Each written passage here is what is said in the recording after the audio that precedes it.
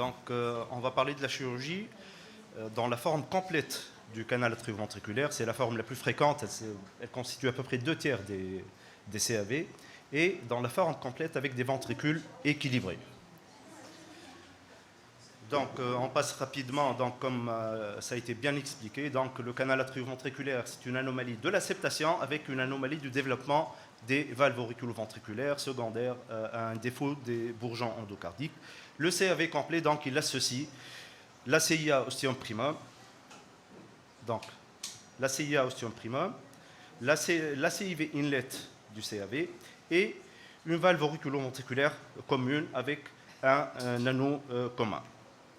Donc, cette jonction auriculoventriculaire commune, donc c'est les particularités anatomiques qui ont été déjà présentées. Donc, l'anneau commun avec une valve auriculoventriculaire généralement en 5 feuillets, l'antéro-supérieur ou l'hémivalve antérieur, le postéro-inférieur, le latéral gauche et le latéral droit. Cet anneau commun va pousser l'aorte en avant et en haut, alors que normalement elle s'intercale entre les deux valves auriculoventriculaires. Cette situation va allonger l'outlet du ventricule gauche et ça va prédisposer, comme décrit, aux obstacles de la voie de chasse du ventricule gauche.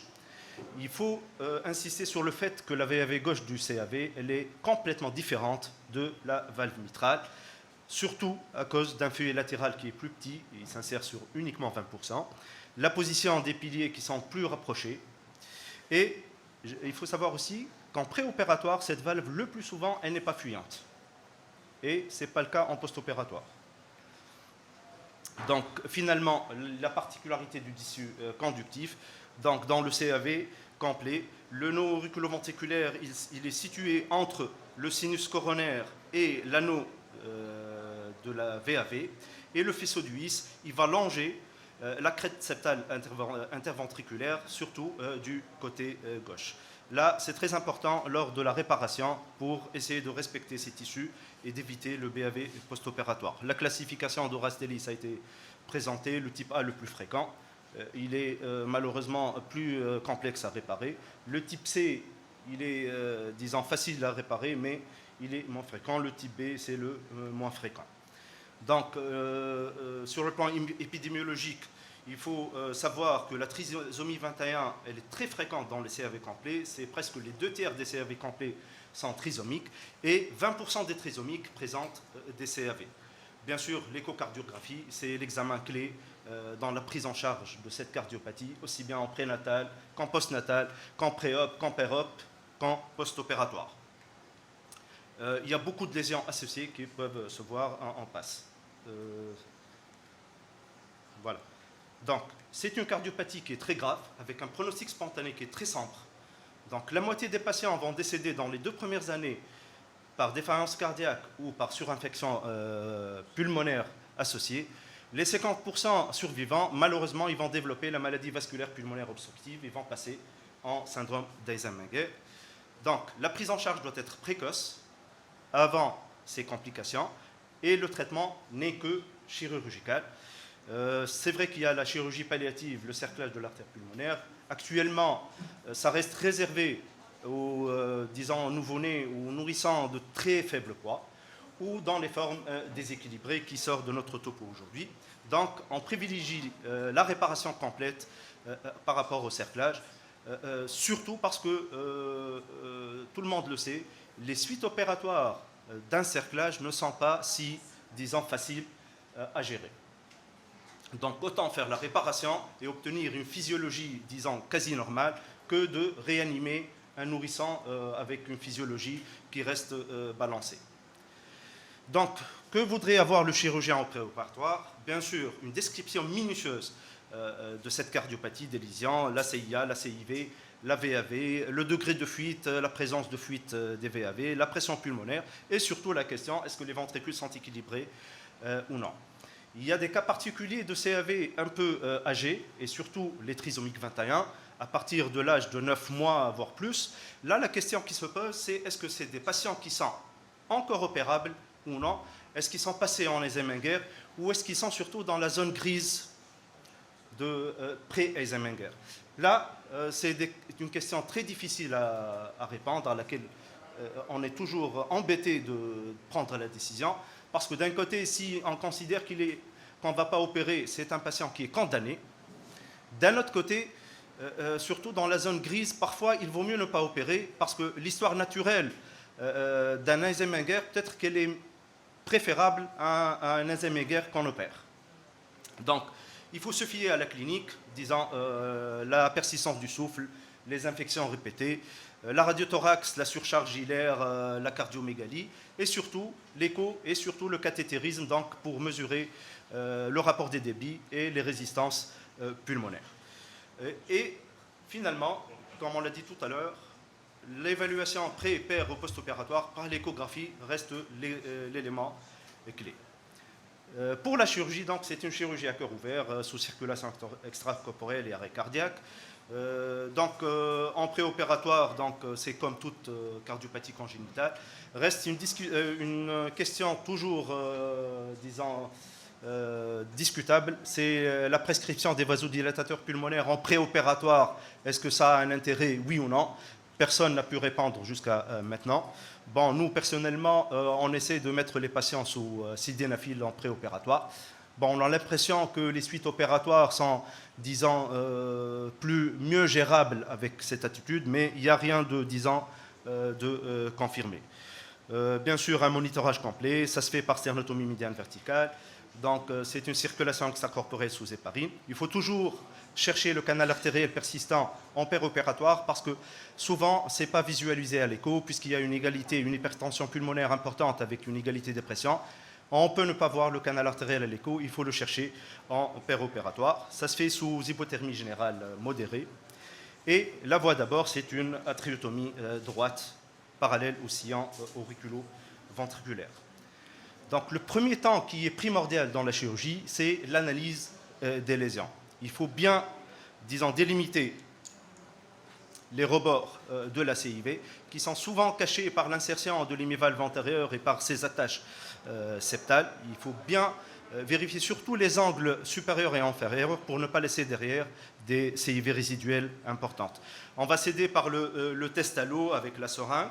On va gonfler la VAV et avec une VAV commune gonflée, on va pouvoir délimiter la composante droite de la composante gauche et on va mettre des fils repères pour se repérer par la suite. Le deuxième élément à délimiter, c'est la fente mitrale. Il ne faut pas suturer plus qu'il ne le faut. Donc, on sait tous que la limite de la fente mitrale, c'est l'insertion du premier cordage périphérique sur la VAV gauche.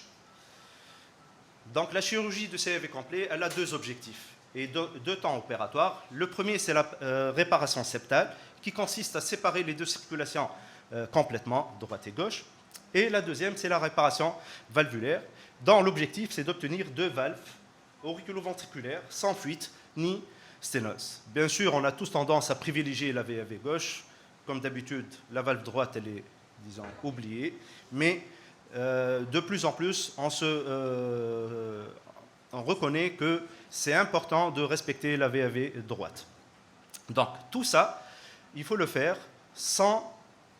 autant que possible, sans complications, surtout le bloc auriculo-ventriculaire, les obstacles de la voie de chasse du ventricule gauche, et en essayant au maximum d'éviter ou de réduire le risque de réintervention ultérieure. Donc, la première chose, comment éviter de léser les tissus conductifs? Donc, lors de la fermeture de la CIV, comme on l'a dit tout à l'heure, il y a le faisceau du IS qui longe le rebord inférieur de la CIV, plus du côté gauche. Donc, lorsqu'on suture le patch de CIV, du côté du rebord inférieur, il faut aller large sur le ventricule droit. Comme vous voyez, la ligne de suture,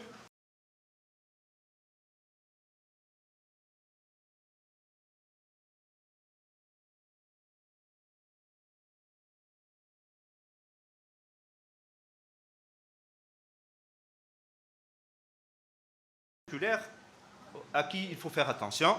Et donc, le nœud auriculo-ventriculaire se situe entre le sinus coronaire et l'anneau de la VAV. Donc, il faut éviter de léser cette zone entre ces deux structures. Donc, il y a deux attitudes. c'est soit un patch de CIA qui sera suturé en contournant totalement le sinus coronaire, donc on va le laisser à gauche au prix d'une petite désaturation de 4-5 points, c'est pas grave, mais là on est presque sûr d'éviter de léser le nœud auriculoventriculaire. Cette technique ne peut être faite en présence du veine cave supérieur gauche qui se jette dans le sinus coronaire, sinon on aura une désaturation très importante. Sinon, si on suture le patch de CIA en laissant le sinus coronaire du côté droit, là, il faut que les points de suture en regard du sinus coronaire doivent suivre l'anneau de la VAV gauche et doivent être superficiels pour éviter de léser le nœud auriculoventriculaire. Donc on passe aux techniques de réparation. Donc comme on l'a dit, la chirurgie doit être précoce. Le plus souvent, elle ne doit pas dépasser la première année de vie. Et elle est plus précoce surtout en présence d'une fuite de la VAV gauche qui est souvent mal tolérée. Donc on privilégie la cure complète. Il y a 3 techniques qui sont rapportées dans la réparation du CAV complet. Il y a la technique du patch unique, la technique du double patch, et il y a la technique du patch unique modifié ou du no patch. C'est la technique la plus récente. La technique, disons, la plus retenue, en fait, c'est la technique du double patch. Donc la technique, on va commencer par la technique du patch unique. En fait, c'est l'utilisation d'un seul patch pour fermer aussi bien la CIV que la CIA.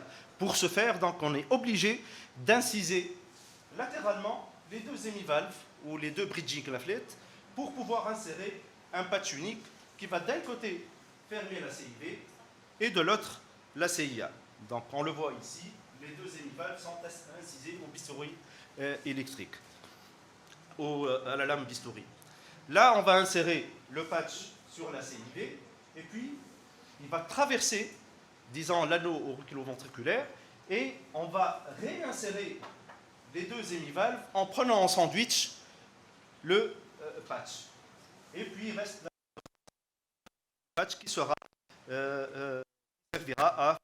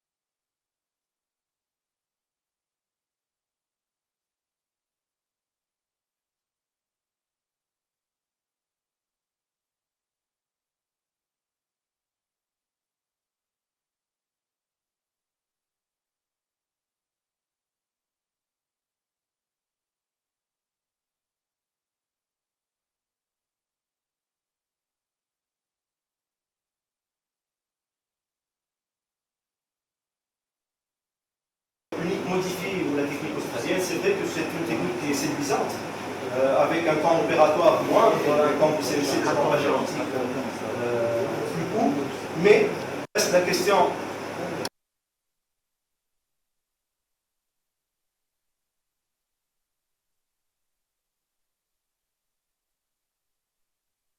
Cette table interdisciplinaire et la question aussi que la VAV gauche sera souvent déformée avec cette technique et on pourra être face à des fuites nitrates post-opératoires plus fréquentes.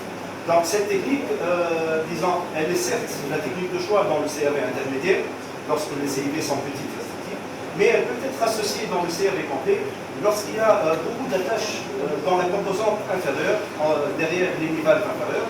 On peut associer la technique no patch pour la composante inférieure de la CIV et mettre un patch pour la composante supérieure de la CAV, de la CIV. Donc la mortalité est variable, elle varie de 1 à 16%, mais tous s'accordent que la mortalité elle est au moins aussi importante, sinon plus importante dans le cerclage que dans la réparation. Les facteurs de risque de mortalité sont le faible poids du passage. Bon, là reste la question de la cardioplégie. À un certain moment, le custodiol, ça a été, disons, en vogue, mais maintenant, on est réticent concernant le custodiol. Et on a la nouvelle solution des NIDO, bon, qui est prometteuse. Il y a beaucoup d'équipes qui l'utilisent, on verra. Bien sûr, la durée de ventilation artificielle en post-opératoire et la mobilité pulmonaire, c'est la plus pourvoyeuse. La fuite de la VAV gauche, donc une valve étanche en préopératoire, ce n'est pas une garantie d'une étanchéité en post-opératoire, parce que la réparation peut être à l'origine d'une fuite de la VAV. Ça nécessite une bonne insertion de patch. Il faut essayer tant que possible de suppurer la fente en totalité, bien sûr, sans tomber dans le versant sténose, et ne pas hésiter à faire d'autres gestes associés pour améliorer la continence. Sinon, c'est la première source de réintervention à long terme. Donc, pour conclure, c'est une chirurgie, le CAV complet avec une pathologie, avec un pronostic spontané récent. La chirurgie reste l'unique traitement. Il faut privilégier la réparation et la technique de choix, c'est la technique du dopage.